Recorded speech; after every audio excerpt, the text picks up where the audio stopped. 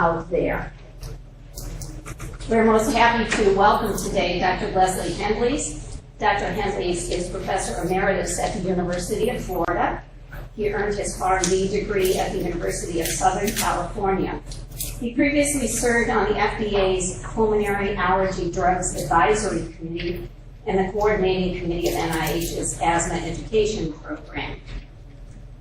His interest is in difficult-to-manage asthma, and he has taught pediatric residents and fellows about the use of medications at the Pediatric Pulmonology Clinic at the University of Florida.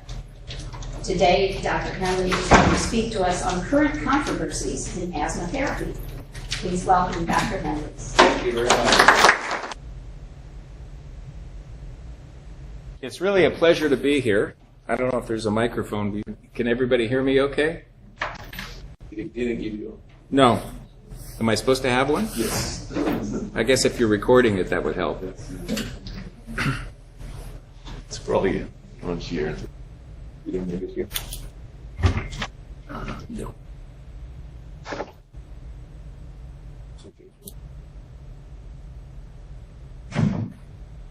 This one works. All right. Thank you. Dr. Rifkes has been bragging about this house staff and this program, so I wanted to take a look and see how it is. And I got a nice tour of the clinic yesterday evening, and it looks like, at least for the pulmonary clinic, it's much more organized than it is at the University of Florida.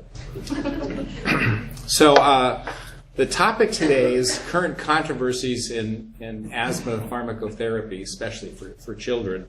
And I invite you to raise your hand and ask questions. Excuse me. I'm sure that some of the pulmonologists will disagree with some of the comments that I'm making, and I think that's an opportunity to discuss what data supports different practices. So please, I'd like to make it as interactive as possible, and the only favor I ask is please refrain from texting on your iPhone or equivalent.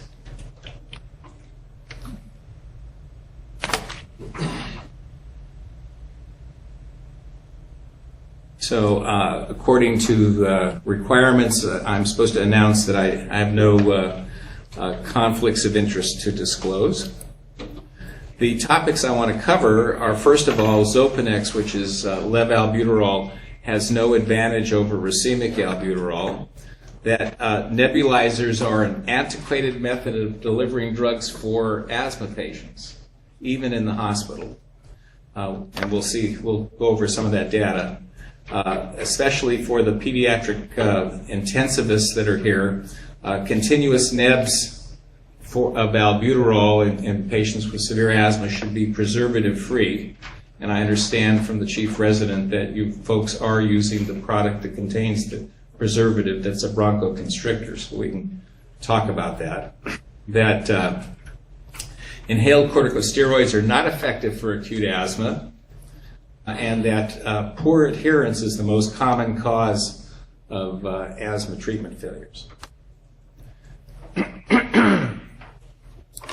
So this is a study comparing the isomers of albuterol, and they compared R-albuterol, which is the active component, RS, which is the racemic, which is what's commercially available, S-albuterol, which is an inert isomer, and placebo in a double-blind, randomized, controlled crossover manner.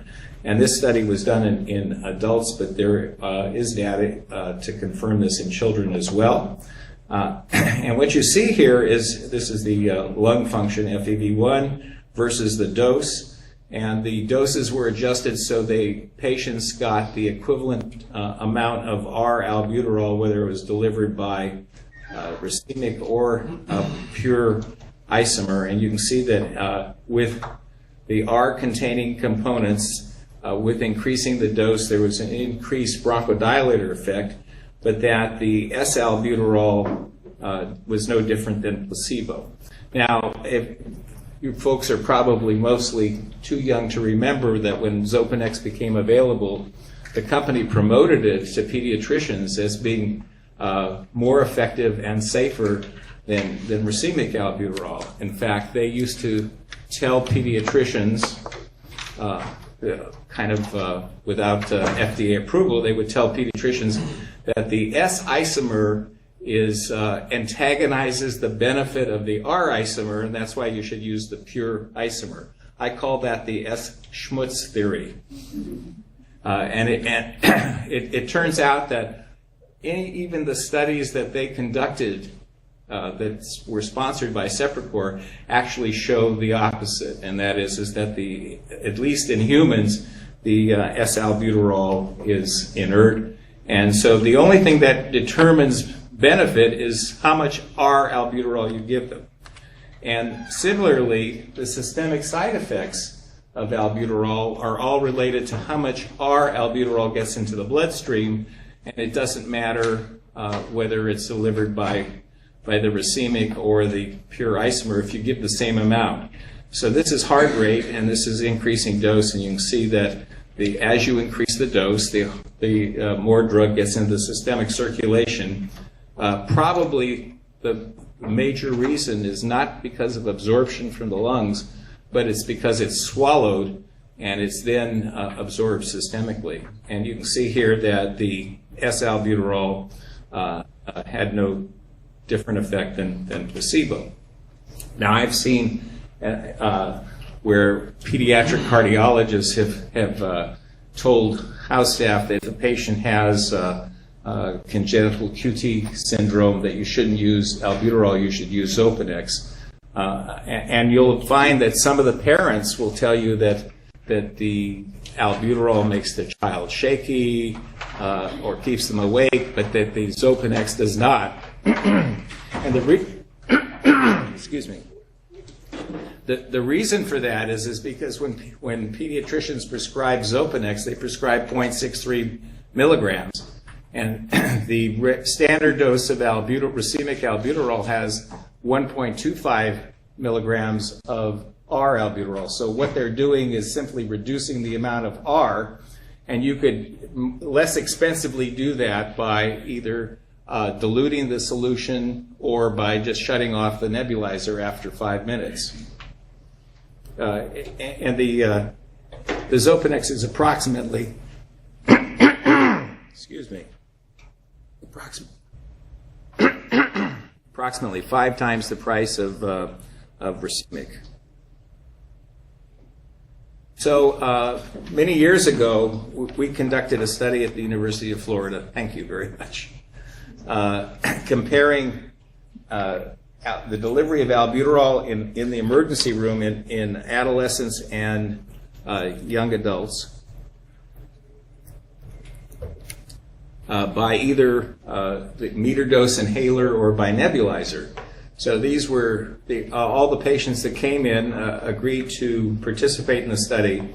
It was double blind and double dummy, so everybody got an inhaler and a nebulizer, and in half the patients the nebulizer was active albuterol and the MDI was a placebo, and in the thank you, and in the other half it was the opposite. And these patients got the dose every 20 minutes. The dose of the meter dose inhaler was 4 puffs, and then the dose of the nebulizer was the equivalent to 2.5 milligrams of albuterol. And this is the lung function in these patients. Again, this was double-blind and randomized. Before, you can see that they came into the emergency room with pretty severe airway obstruction, an average of about 35% predicted, and it increased with time, with repeated doses, and this was the maximum given. And there were a couple lessons learned here. One is that the nebulizer was no more effective than the MDI, and then secondly, there was even at the end of this, after 6 doses, there was the lung function did not return to normal. Now, every patient in this study got a single dose of corticosteroid. So I would like to ask the residents Why do you think that the lung function did not return to normal? Can I have a volunteer? How about, is there any pediatric pulmonary fellows here? We don't have folks. Oh, okay, right. So, no volunteers? Yes, ma'am. So even at baseline, our asthmatic patients may not have necessarily normal lung function. So we're seeing a very acute exacerbation where we see improvement back to what their baseline may be. Okay, that's a logical explanation, but let's go to the pathophysiology of asthma. What causes airway obstruction? It is smooth muscle contraction, and mucosal edema, and excessive secretions, because there's an inflammatory component. And the albuterol only treats the smooth muscle contraction component and not the inflammatory component. So in the emergency room setting, and in fact that's probably why most of you will prescribe a short course of oral steroids upon discharging patients from the ED, is because the obstruction is being caused by a combination, and even though they got one dose of steroid, that was not enough to clear up the airway inflammation.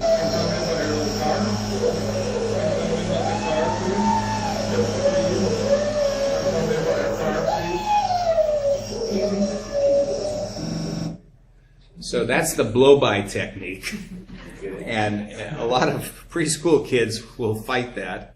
And the point I wanted to make is when you give it in that manner, very little drug gets into the airways.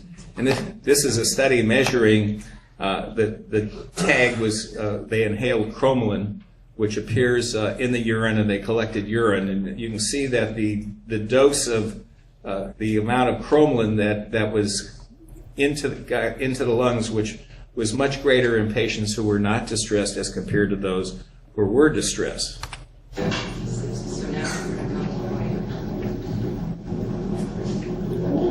So this is less of a torture for children. They learn very quickly that it's going to be over in a minute instead of the 15 to 20 minutes that a nebulizer takes. For most children, most of the time, will adapt to using the chamber. How is albuterol administered in your emergency room? Is it done by nebulizer, or is it done by MDI with a chamber? Okay, so that nebulizer actually turns out to be more costly, and it's missing an opportunity, because with the exception of very severe patients, most patients in the emergency room setting will respond to a higher dose of albuterol delivered by the MDI through the chamber than at least as well by the nebulizer. They will have fewer side effects because there's less drug. It takes less time. At home, it's a very cumbersome form of treatment, and for example, they really should be disinfecting the nebulizer, and most patients don't. It takes time to set it up, it takes time to disassemble, and it's more of an annoyance. And so we have, in the Pediatric Pulmonary Clinic at the University of Florida, have not prescribed a nebulizer for an asthma patient in maybe 15 years.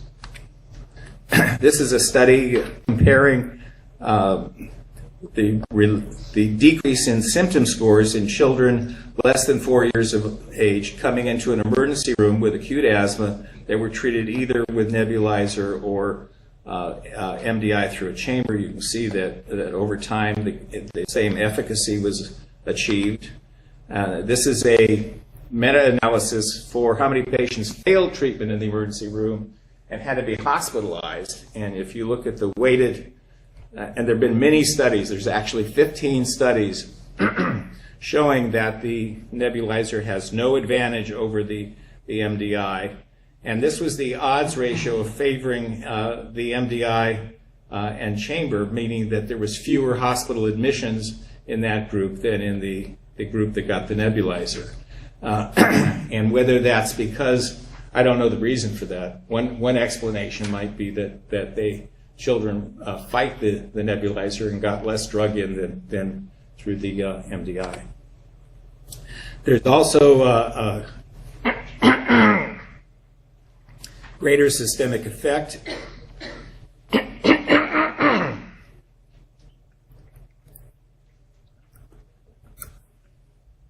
This is in a group of children, again in the emergency room setting, treated with a nebulizer. Second group that got 6 to 10 puffs of the MDI. You can see that their heart rate transiently was elevated but dropped much faster in patients that were given only 2 puffs. And I might point out in this study that the patients who got only 2 puffs actually did not do as well efficacy-wise. And so in order to have the same effect, you have to increase the number of puffs. The type of chamber also makes a difference.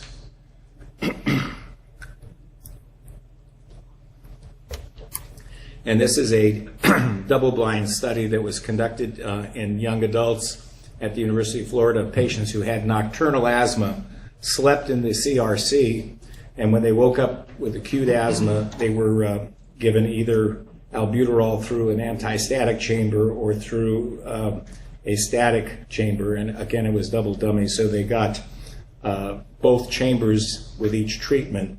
And you can see that lung function improved much faster and to a greater extent with the anti-static, and that's because the conventional chambers, often the generic ones that are substituted, when you prescribe aero chamber, the pharmacy might substitute a generic that's not anti-static. And what happens is the static charge attracts the albuterol to the walls of the chamber and less drug is delivered to the patient. Ipratropium is often combined with albuterol. There have been a number of studies. This is a pediatric study from Virginia. Dr. Qureshi, patients coming into the ED, got a single dose of steroid, got albuterol every 20 minutes, and in the first dose, first 2 doses, they combined ipratropium or placebo. And you can see here that if you look at all patients, the number of percent hospitalized, in other words, those who failed emergency treatment, was greater than, or was actually decreased by the combination. That patients with moderate asthma really didn't show any difference. So it was only the patients with severe asthma that actually had benefit to the ipratropium. So the point I wanted to make here is that prescribing the combination nebulizer for every patient doesn't make any sense. It increases side effects, especially if they're using blow-by. We've seen patients that the anticholinergic effects of the ipratropium causes the eyes to dilate, the pupils to dilate when they get it in their face. The continuation of the combination product in the hospitalized setting actually it doesn't provide any additional benefit. And this was a study where the patients got albuterol and steroids and either ipratropium or placebo, and they measured oxygen. The percent of patients that were, and in fact, I don't remember what this endpoint was.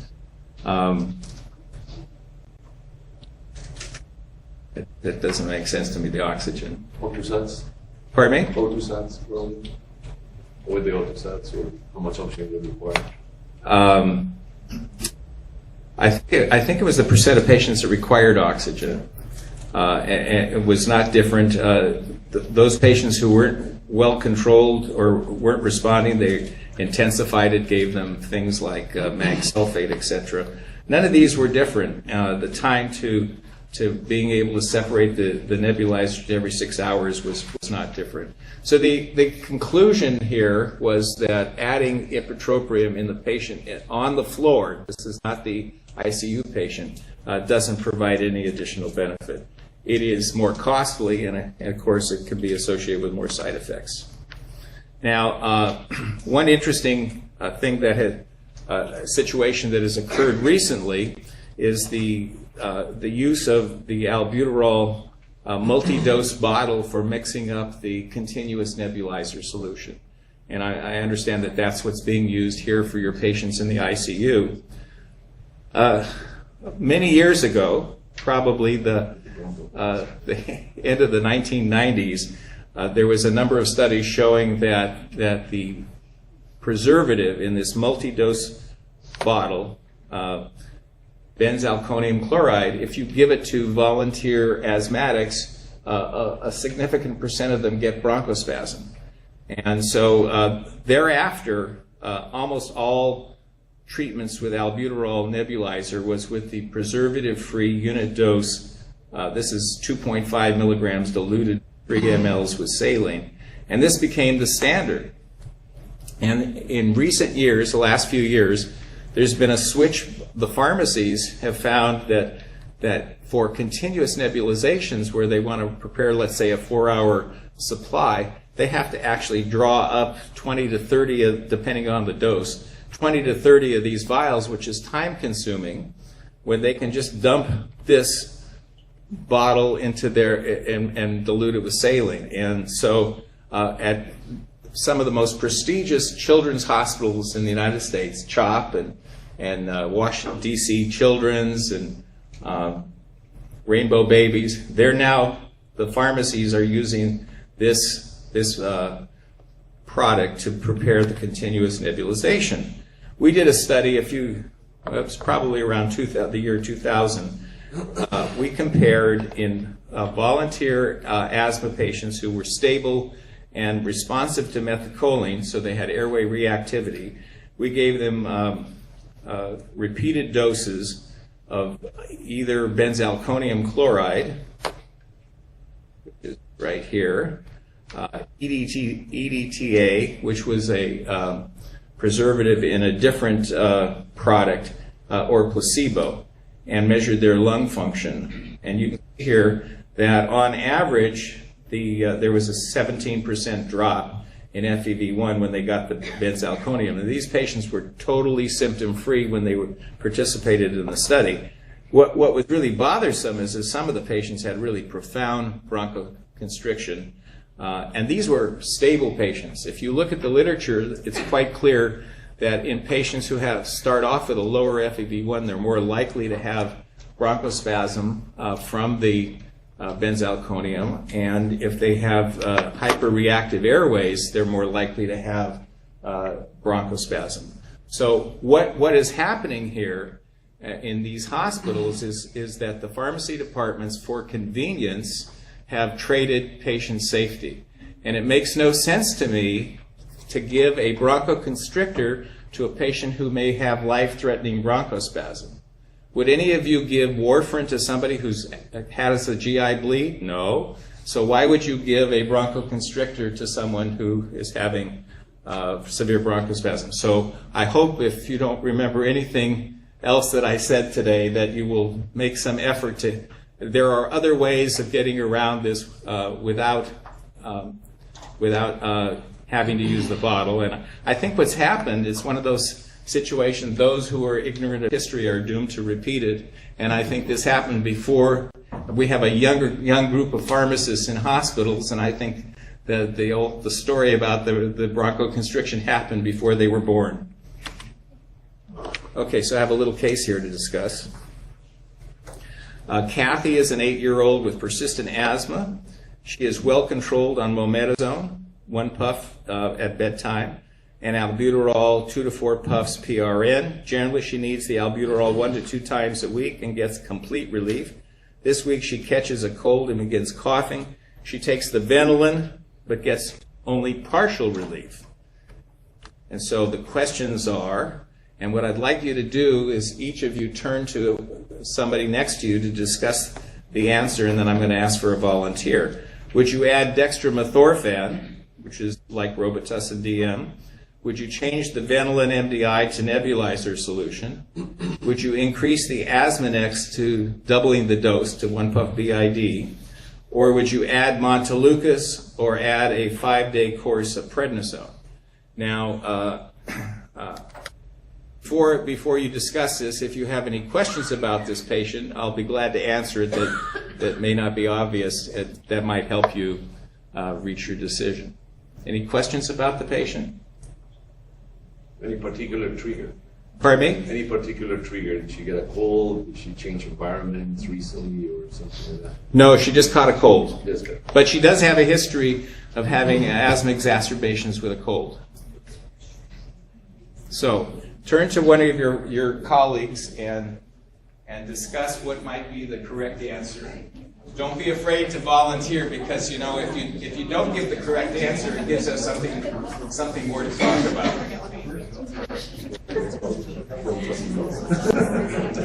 Now, I'm not going to ask Dr. Sabagal to answer this question because he's going to disagree with me with the answer.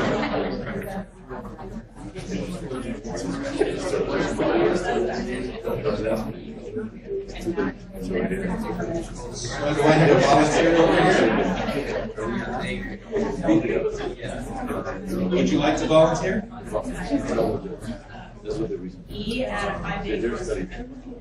That's the answer I would pick. Dr. Sabagal, do you want to comment?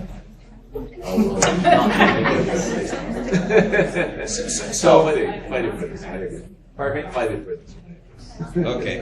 So the reason why I brought this up is that many doctors tell their patients with asthma that if they start to have symptoms to double the dose of inhaled steroid. And there has been controversy. There's been some big NIH-sponsored studies looking at the intermittent use of inhaled steroids. And I'd like to show you one study that is from the Hospital for Sick Children in Toronto. And these were patients who came into the emergency room with acute asthma. They were treated with albuterol and ipratropium in the first 2 doses.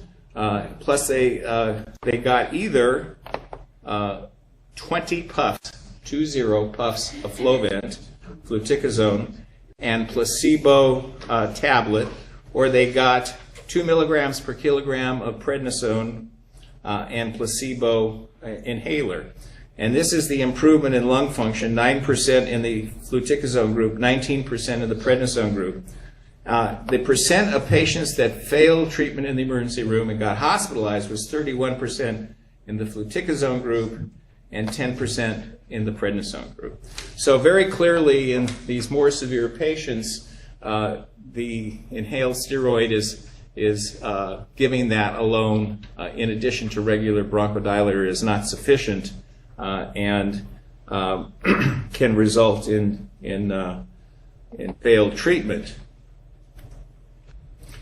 Now, it has been another controversy is giving 2 doses of oral dexamethasone, one in the emergency room, and then giving a dose for the patient to take home.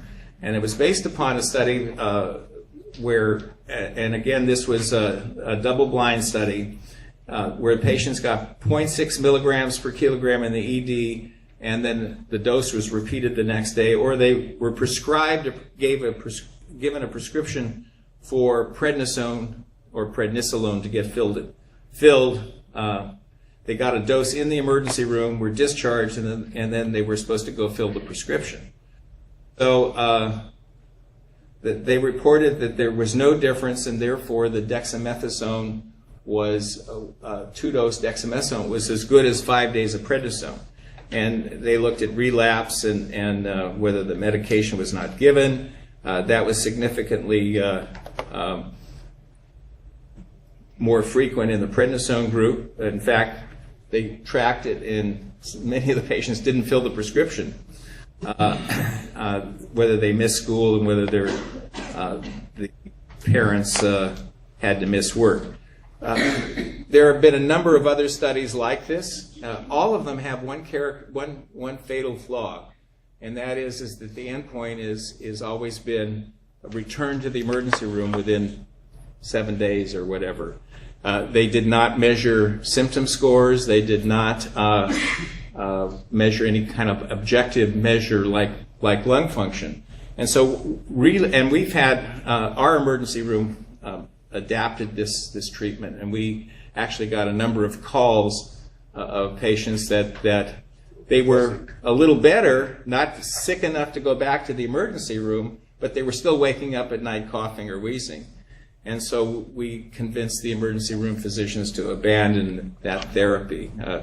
I understand that that's done here as well, so just food for thought. So one of the other controversies is what dose to start patients on when they're beginning therapy with an inhaled corticosteroid. And what all of the evidence in both children and adults show is that the dose response is flat. And giving more, starting at higher doses, doesn't provide greater benefit. It just increases risk of systemic side effects. And this was the pivotal study for the approval of Flovent, where patients got 2 of the 44 or 2 of the 110 or 2 of the 220 twice a day for a period of 12 weeks. And they measured the improvement in FEV1 during the morning before the dose was taken.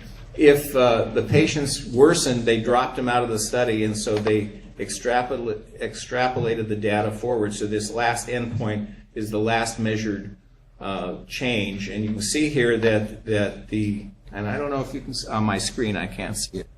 It's just barely visible, but there was no difference in the, can you see that there? Yes. There was no difference in the improvement among the 3 doses, but of course the patients who had worsening and were withdrawn from the study had much lower lung function. So the conclusion is that starting patients at a higher dose, especially if you're using it through a chamber, which increases the amount delivered, you increase the risk of systemic side effects without increasing potential benefit. Now, there was a NIH-sponsored study where they looked at patients who were not well controlled on inhaled steroid. If they added either LABA, they doubled the dose of inhaled steroid, or they added Montelukast. And this was double-blind, randomized, and amazingly, it was all crossover. So every patient got every treatment after a washout. And this is the probability of best response was achieved when the LABA was added to the inhaled steroid as compared to doubling the dose of ICS or leukotriene receptor antagonist. But there were a small number of patients in each of these 2 groups that actually did better with doubling the dose or with adding the leukotriene receptor antagonist than adding the LABA. You may recall that adding a LABA is like a product like Advair or Symbicort or Dulera. So on average, you can expect a better response if they are taking the inhaled, if they're taking the inhaled steroid, using good technique, and I say that's important whether they're taking it or not, using good technique and still not well controlled, the more likely response, better response will be achieved with adding a LABA. And in our clinic, one of the determinants is if they show a bronchodilator response. Yes? Did they have to mention or talk about the differences in what their triggers were, if it was allergies versus things like viral illnesses? So these were not patients that had what you would call as isolated viral-induced asthma. That type of patient, that phenotype, these patients don't have asthma any other time. All of these patients had chronic asthma and not viral-induced. Other questions? Don't be shy. So when you inhale medication, somewhere between 10 and 40% of the drug is deposited in the lung and absorbed into the systemic circulation. The vast majority of the drug, however, is actually swallowed, and depending upon what drug it is, it's either inactivated by first-pass metabolism or it gets absorbed in systemic circulation. So an example might be in the case of mometasone, fluticasone, and sagclesinide. They have 99% inactivated in the gut, so there's no drug added to the systemic circulation. Dexamethasone, on the other hand, has less first-pass metabolism, and so what is swallowed gets absorbed in the systemic circulation, and you have the combination of what gets absorbed from the lung and what gets absorbed from the GI tract that can contribute to systemic side effects like growth suppression. And this was a study we did, Dr. Elmala, when she was a fellow, compared fluticasone blood levels in children of different ages getting the drug in different manner. The reference group were adolescents who could demonstrate perfect technique with the MDI actuator alone. The 5 to 9-year-old age group were children who could be taught to use the actuator alone. If they couldn't be taught to use the actuator alone, they were then given an aero chamber with a mouthpiece. And the technique was always to discharge and inhale at the same time and hold their breath and count to 10. If they could not master that technique, they were then taught how to use an inhaler through an aero chamber with mask. This was an anti-static aero chamber. And in this case, they didn't have to hold their breath. They could just passively breathe in and out. And then we had a group of patients who were less than 5 years of age, and of course, they had to use it with the mask. This is the 1 hour post-dose steady state fluticasone blood level. We had the last few days of therapy, all the doses were observed. So we excluded the possibility that this would be poor adherence.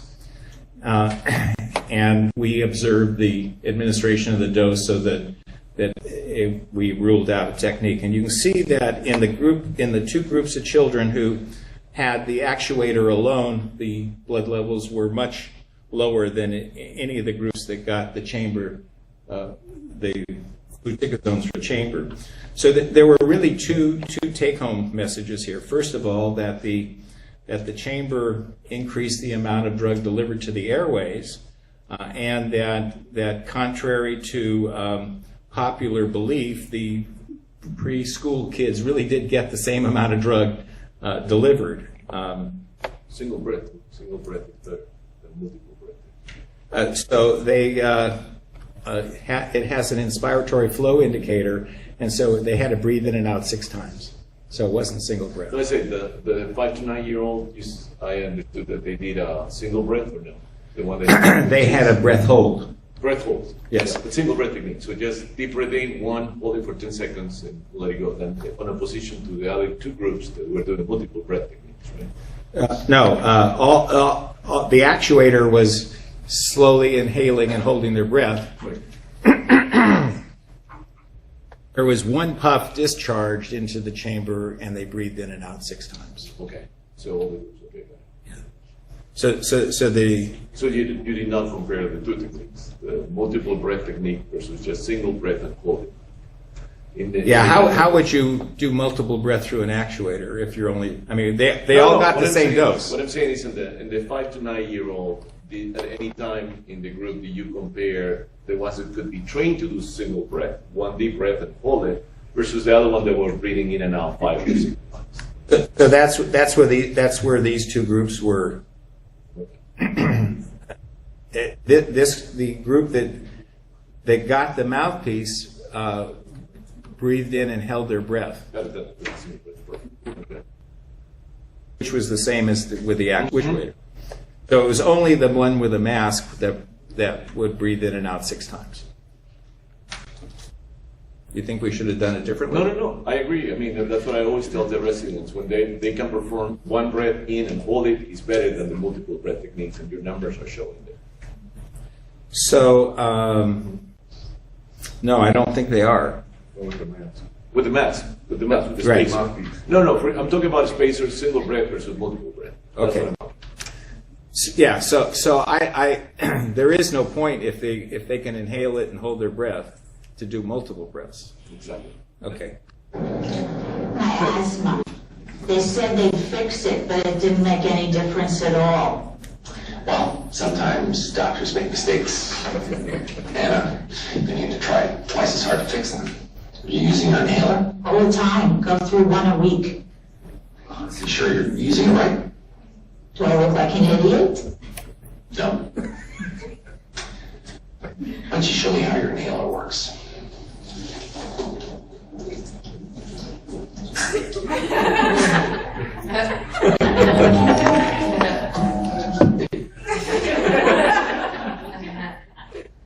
So the message is, whenever you prescribe an inhaler, you got to make sure the patient knows how to use it. You cannot count on the pharmacy to show them, and unless you have probably in your clinic, you have a nurse that does that. We actually check patients' inhaler technique at every return visit. And some of them get a little annoyed with this, but patients adapt, use different technique, no matter how they're taught. And then also we find that sometimes the RTs teach them one thing in the hospital, which might be different than how we do it. So we check the technique at each visit.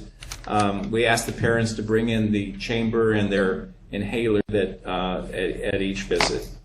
So in summary, Xopenex has no advantage over Albuterol, and I understand that it's not on your formulary here, correct? So that's not an issue with you, but you might find private physicians in practice that believe the nonsense that the company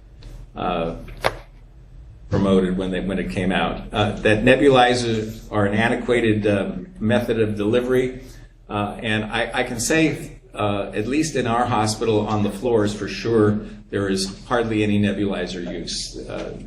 And in the emergency room, there has been an adaptation of it. One of the interesting things is that the emergency room can give them use the chamber, and they have an MDI in the med cart, and so there's a system where they can put a label on it. The patient can take that home with them, and so it's a real good teaching moment if you show them that it works in the emergency room setting and they can take it home with them. They're not likely to be wed to the nebulizer. We talked about the continuous nebs to use a preservative-free albuterol, that inhaled steroids are not effective when used to treat acute asthma, and that poor adherence is really the major cause of treatment failure. And I would say that anytime you have a patient admitted to your hospital with asthma, even if they tell you they've been taking Advair, ask them what pharmacy they pick it up from, and then call the pharmacy and find out how often it's being refilled. We do this routinely, and we find out that in spite of the parents saying, I watched them take every dose, one canister is lasting 3 months based upon their refill history. Now that maybe it's a larger canister, but or they're shooting it and it's empty, and they don't realize it. But the point is that if you don't get the right amount of drug down there, it can't possibly help. And I will stop at this point and entertain any additional questions. And you can ask me about anything related to drugs for asthma or allergies, even if I didn't cover it here. I'll be happy to. Yes, sir. I had a question about, I would like to hear about patients who are replacing inhaled corticosteroids, only used when their kids, they're told by their doctor to use it when they're sick, or they tell them to increase the dose as soon as they start getting cough or something like that. So I wanted to see if that's actually showing that they're doing that. So the question is, and I think I did cover that, try to cover that, and that is the intermittent use of inhaled steroids.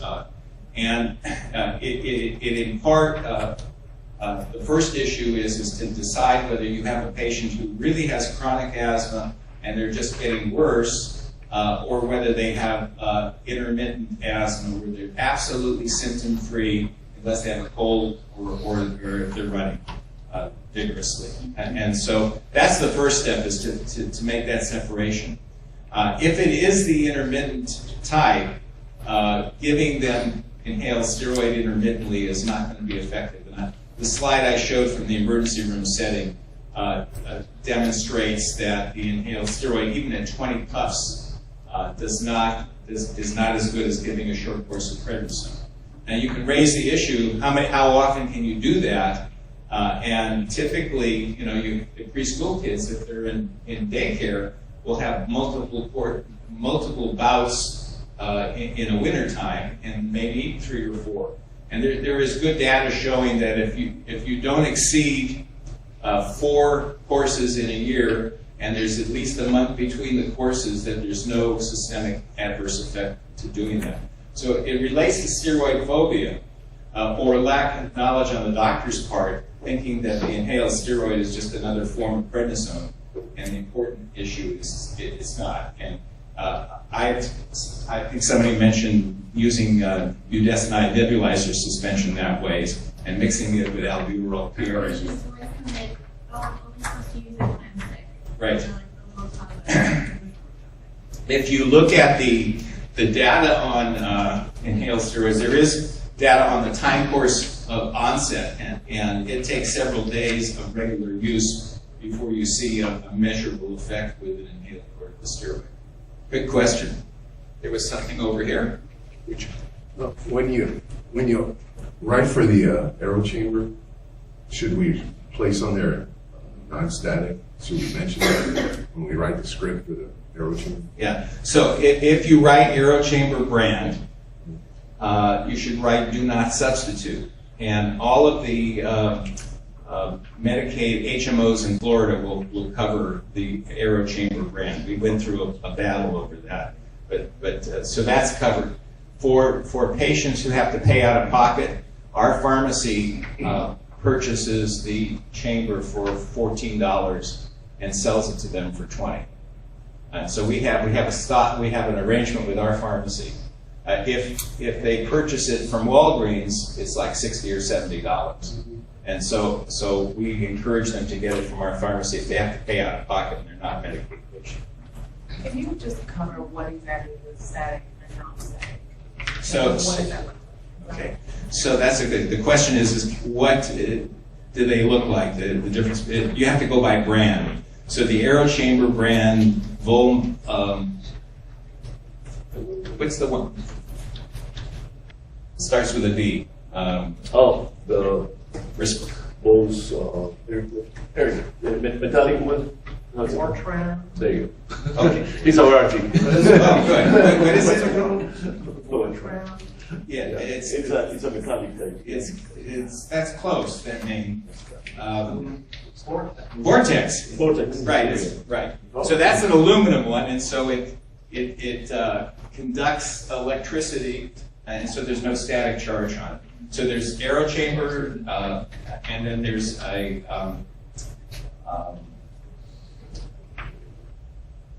The one that you have to add the mask. the one with it's called diamond. You have to add. There's one that you have to add the mask. Okay. Right. Like Yeah. the blue one. But what you can do on your prescription is you want an anti-static chamber. That's medically necessary. And again, if you write the aero chamber brand and do not substitute, then Medicaid patients will get the right one. And most pharmacies stock that now, don't they? Most pharmacies, the CVS and Walgreens. Right. Because I know when it in comes this up on my state- EMR, it comes up like that durable medical equipment.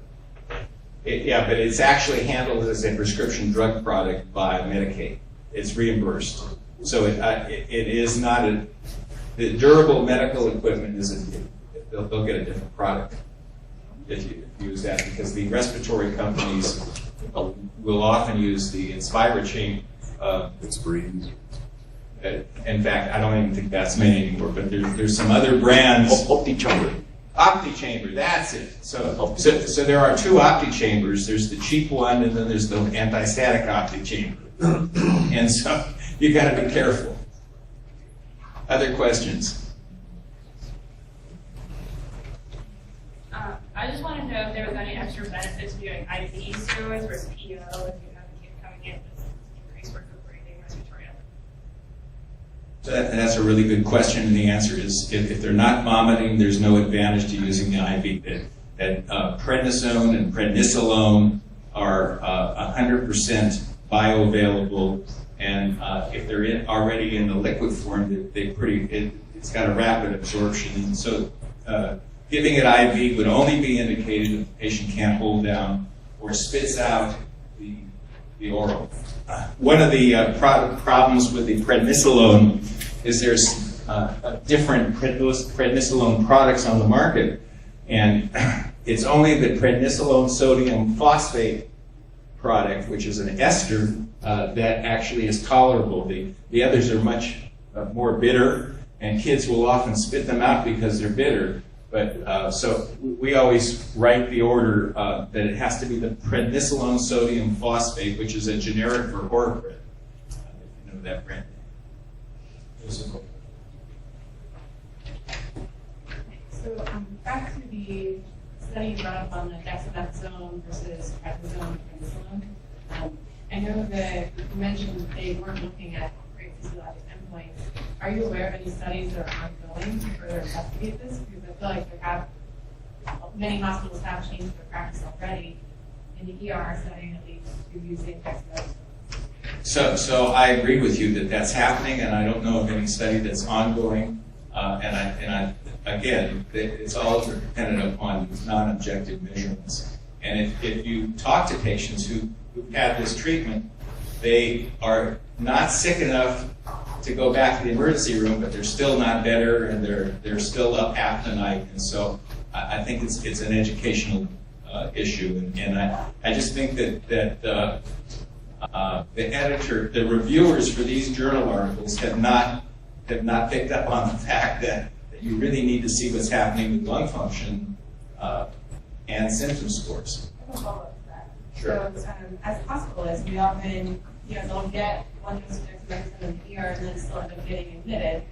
Would your recommendation then be for us to still prescribe them the recommended, 5 days full prednisone instead of using, I think we're often put in this position where they've already started the therapy with dexamethasone. So you could either continue it with the dexamethasone BID. Dexamethasone is 5 times more potent than prednisolone. And so if you, instead of giving a milligram per kilogram BID, you can give 0.2 milligrams per kilogram BID of the dexamethasone, or you can just continue with prednisolone in your normal fashion. One thing to remember, that the adverse effects of systemic corticosteroids are related to duration of therapy, and that you can give really large doses. You can accidentally overdose somebody and not cause any harm with like a single overdose, or if they've had a dose in the emergency room, just disregard it and go ahead and treat them with your regular therapy. A few comments on that one is that the studies of the dexamethasone and the discussion, the main reason why they did that is because to increase compliance and taking the medication. So less doses, the patient higher chances to be more compliant. So I agree with you, and I had a discussion with our emergency room staff, and I tried to convince them to give a Dexamethasone shot in the fanny in the emergency room, and then you solves the problem. You put in 5 days worth right there. But still, some allergies still do. The head of our emergency room doesn't like giving injections to children. So I didn't win that one. I'm always interested in barriers to receiving appropriate care. So why do we think that the MDI versus nebulizer issue still exists if the data is so supportive with MDIs? So I'm just guessing that it is. It's just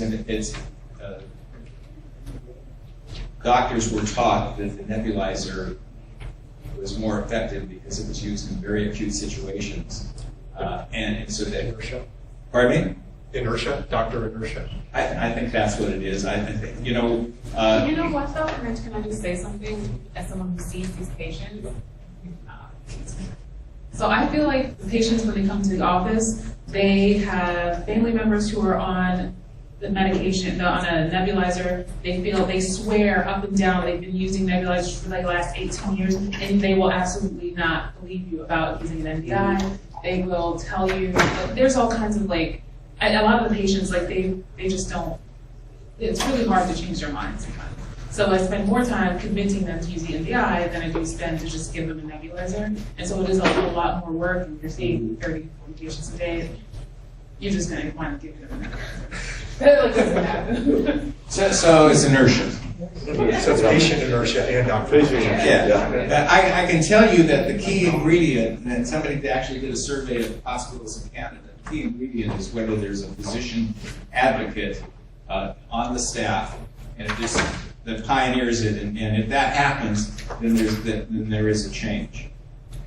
But I've been preaching this for years at the University of Florida, and there's still when the adult ER physicians are covering the pediatric PD, they still prescribe the nebulizer. On that note as well, I think from the inpatient side, because often we're trying to switch them back to an NDI, because they've come to the ER or gone to ICU and gotten NEBs. So it was mental idea of the NEB is the strong medicine, and now we're stepping down to the inhaler or the speaker. So I think that there's a lot of, I think we drive it. yeah, I think by coming to the ER getting NEBs or going to ICU and getting NEBs, I think Or the urgent care or the center. urgent care center. Or the doc's office. Yeah. Or whatever. Okay.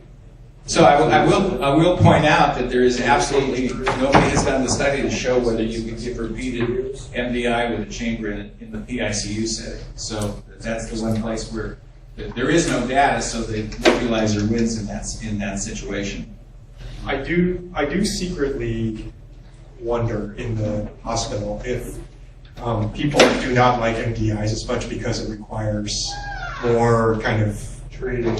Yeah, more training, calming the patient, taking time and sitting down with them, and putting a spacer on them and a mask and making them comfortable. Whereas a nebulizer, you just put it on, turn it on, and then come back in 15 minutes and you're ready for the next treatment. I don't know of any way around that, but that's something I've secretly wondered. I don't know if people have surveyed RTs or nurses about this, but it's something I've considered. Yeah. So one little story, and there's a lot of vignettes, but we had one of my students went to work for the clinic in Constellation. Celebration, and she told the story. There was a woman who had a child who had severe asthma, got admitted to the hospital, and she carried a compressor wherever they went. And so this former student of mine showed her an aero chamber, and that woman came back and said to her that it changed her life because she never realized, she was never told that she could do this. And the other thing that's really important, if you look at the adverse effect data, the nebulizer causes a lot of tachycardia, and that if you explain it to the parent in terms of a safety issue, I find them more willing to let go of that previous. Plus, we don't ever renew, for our patients, even when they insist, we insist not, and we don't refill their prescription for nebulizers. So just one. No, go ahead. Just one thing, because I find that in our office practice, we have a nebulizer machine, and then we have plenty of tubing that if a patient's sick today and we need to acutely treat them, we can just put them on a nebulizer. And I feel as though if you don't carry a multitude of spacers in your office, I see that being an issue for an outpatient pediatrician to have several spacers where if a child is acutely ill, you can just give them an inhaled, the MDI. And so I kind of struggle with that because that means we have to kind of completely overhaul and maybe invest in more, you have to start getting more equipment. So actually, it's a favor you can be doing the patients. And we have pediatricians in Gainesville that I've worked with, and they actually buy a supply of aero chambers for $14 or $15, and they sell it for $25 to the patient. They actually dispense it from the office. And again, there has to be the motivation among the physician to do this. But there are. That's what we do in our resident. I'm a resident from Gatesville, and we have a bunch of spacers and masks, and we actually fill out like a supply form. Oh, sorry, I'm a resident from Gatesville, I'm visiting, but at our resident clinic, we have a bunch of spacers and masks, and we fill out like a supply form and get reimbursed from Medicaid. Just give them a mask and spacer. I think it's also a marketing issue because, you know, the cutesy kinds of compressors that people bring in little fire trucks and panda bears and all this kind of stuff. So they bring these around and say, these are free to your patients, just sign all this stuff, you know, for our Medicaid patients and so forth, and off they go. So I think that's an issue. I mean, for a while we had a supply of spacers, and also I'd like you to mention, just practically, especially for those residents who are still here, how do you take care of the spacer cleanliness-wise when the family goes home? Sure, very good question.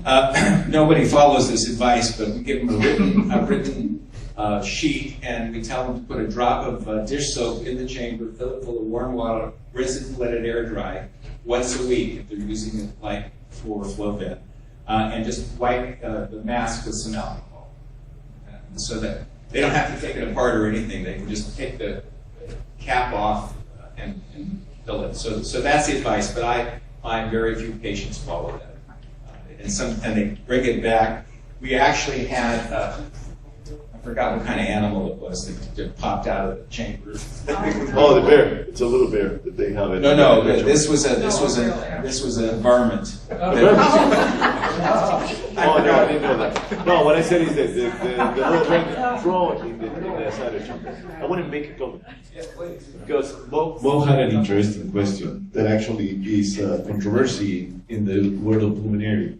The PRN treatment of inhaled corticosteroids with short-acting bronchodilators. So there is data of Dr. Fernando Martinez around 5-6 years ago. He started to study this, and he published a study. There is a subgroup of patients that you can treat at PRN, inhaled corticosteroids. He was highly criticized at the American Thoracic Society, but Fernando presented some data. And there is, outside the United States, there is products that come, the majority of them with Dexamethasone and Albuterol. I've seen in practice a lot of physicians who does that. Yeah, that's the incorrect part, but I want to say that there is a group of patients that if you read about it, you may find it, but there is some data. And the other thing about the Pulmicort, there was a question about the Pulmicort, that was the incorrect way of using it, but if you read, there is data on croup variant asthma. They use high dose of inhaled corticosteroids, Pulmicort specifically. They use 2 milligrams per day for around 3 to 5 days. Which is 2,000. Exactly. So 2 milligrams is 2,000 micrograms, and budesonide has more systemic absorption than the other inhaled steroids, and so it may be working systemically. But to comment on Fernando's article, the Trexas study, there are patients that if their exacerbation is mild enough, you start with a high enough dose and early enough, you do. But that Trexas study was a very high dose. It was again, like I think it was with the Dexamethasone, but it was 750 micrograms 3 times a day. So you do increase the risk of systemic side effects. The one time I've suggested it was recently. There was an adolescent young lady who was having exacerbation. She refused to take prednisone because it would make her gain weight, and so we convinced her to use a higher dose of the inhaler. The risk of doing that is that the insurance companies will only pay for a 1-month supply of an inhaler, and so if they start using it for PRN exacerbations, in addition to their maintenance therapy, they're going to run out earlier and they won't be able to refill it. You guys have been terrific. I enjoyed your comments, and I thank you for